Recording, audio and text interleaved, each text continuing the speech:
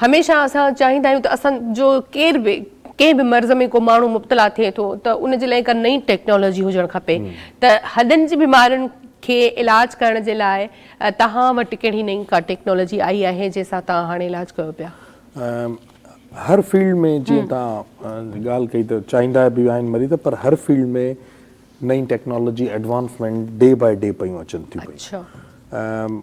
मां जेके 20 साल पहिरियों जॾहिं मां इंग्लैंड वियो हुउमि, मुंहिंजा बॉसिस जेके ट्रीटमेंट्स कंदा हुया जॾहिं मां FRCS पंहिंजी करे पूरी कई ऑर्थोपेडिक्स में, त उहे उते ई टेक्नोलॉजीज़ चेंज थी चुकियूं। माना हाणे तव्हांखे मां मिसाल ॾियां त असां इलाही स्पोर्ट्स इंजरीज़ डील कंदा आहियूं। जेके एथलीट्स हूंदा आहिनि उहे मूं वटि ईंदा आहिनि, नेशनल लेवल जा, इंटरनेशनल लेवल जा, ॿाहिरि दुबई जा प्लेयर्स, फुटबॉलर्स वग़ैरह असां वटि ईंदा आहिनि। उन्हनि खे जीअं लिगामेंट्स जूं गोॾनि में इंजरीज़ थींदियूं आहिनि, हिप जॉइंट्स में थींदियूं आहिनि, फुट एंड एंकल में थींदियूं आहिनि इलाही इंजरीज़। पोइ पहिरियों असां इहे ई सर्जरीज़ जॾहिं मां ट्रेनिंग कंदो हुउमि, स्टूडेंट हुयुमि इंग्लैंड में, त असांजा बॉस बिल्कुलु खोले करे, जीअं वॾो सिंधी में चइजे चीर ॾेई करे बाक़ाइदा सॼो जॉइंट खोले सर्जरी कंदा हुआ। जॾहिं मां ट्रेनिंग पूरी कई तक़रीबन अची असां ऐं FRCS कईसीं त नयूं नयूं टेक्नोलॉजीज़ अची वियूं ऐं पोइ असांखे जेको आहे सो हाणे इहे ई सर्जरीज़ असां की होल जे थ्रू कंदा आहियूं, कैमरा जे थ्रू। माना असां जॉइंट बिल्कुलु बि कोई बि धुॾ वारो जॉइंट या गोॾो या हेठि जॉइंट खोलींदा ई न आहियूं। को कट न हूंदो आहे, को स्कार न आहे, सॼो कमु कैमरा जे थ्रू थींदो आहे। हिकिड़ो नंढिड़ो सुराख हिते कंदा आहियूं, हिकिड़ो नंढिड़ो सुराख हिते, ऐं गोॾे में वञी अंदरि सफ़ाई करे वॉश करे ऐं उनखे ट्रीटमेंट सॼी कई वेंदी आहे। जीअं तव्हांखे मां सिंपल लफ़्ज़नि में नाज़रीन खे ॿुधायां त पहिरें ज़माने में जॾहिं पितो कढाइबो या अपेंडिक्स जो ऑपरेशन थींदो त जनरल सर्जन जेके आहिनि उहे वॾो चीर ॾींदा हुआ पेट खे। हाणे हू लैप्रोस्कोपिक कंदा आहिनि, माना कैमरा जे थ्रू।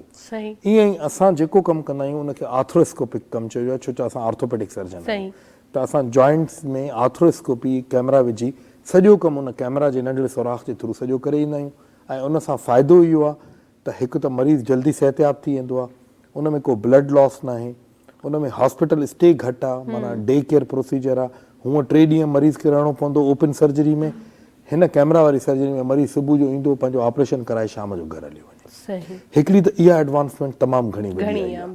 ॿी जेको मोस्ट कॉमन प्रॉब्लम जेको पाण ॻाल्हायोसीं अॻाणे त फीमेल्स में या मेल्स में आर्थराइटिस तमामु घणो कॉमन आहे। हाणे आर्थराइटिस में जॾहिं असां वरी ट्रेनिंग कंदा हुआसीं त असांजा बॉस चवंदा भई हाली या त दवाऊं खाओ, पेन किलर खाओ, सूर घटायो, या तव्हां अचो ऐं नओं गोॾो विझरायो, नी रिप्लेसमेंट करायो या हिप रिप्लेसमेंट करायो। मां नी रिप्लेसमेंट, हिप रिप्लेसमेंट इलाही कंदो आहियां, पर हाणे उहो उन्हनि पेशेंट्स लाइ सिर्फ़ु आहे जिन जा गोॾा या जॉइंट सफ़ा ख़तमु थी विया आहिनि। पर जेके अर्ली स्टेज ते अची था वञनि या मिडिल स्टेज ते अची था वञनि, उन्हनि खे असां हाणे रिप्लेसमेंट लाइ न चवंदा आहियूं। उन्हनि असांजो कमु इहो हूंदो आहे त कोशिशि कंदा आहियूं त जेको अलाह साईं नेचुरल जॉइंट ॾिनो आहे उनखे प्रिज़र्व कयो वञे।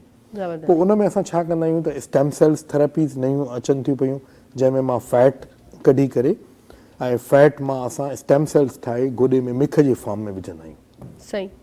उन सां गॾु असां PRP कंदा आहियूं, जेको तमामु घणो कॉमन आहे, तव्हां ॿुधो हूंदो अॼुकल्ह लफ़्ज़ त भई ब्लड मां प्लाज़्मा ठाहे, प्लेटलेट रिच प्लाज़्मा हूंदो आहे, पंहिंजे ई पेशेंट जे ब्लड मां प्लाज़्मा ठाहे ऐं असां उहे जॉइंट्स में टेंडन या मस्कुलोस्केलेटल जेके बि प्रॉब्लम आहिनि उन्हनि में विझंदा आहियूं।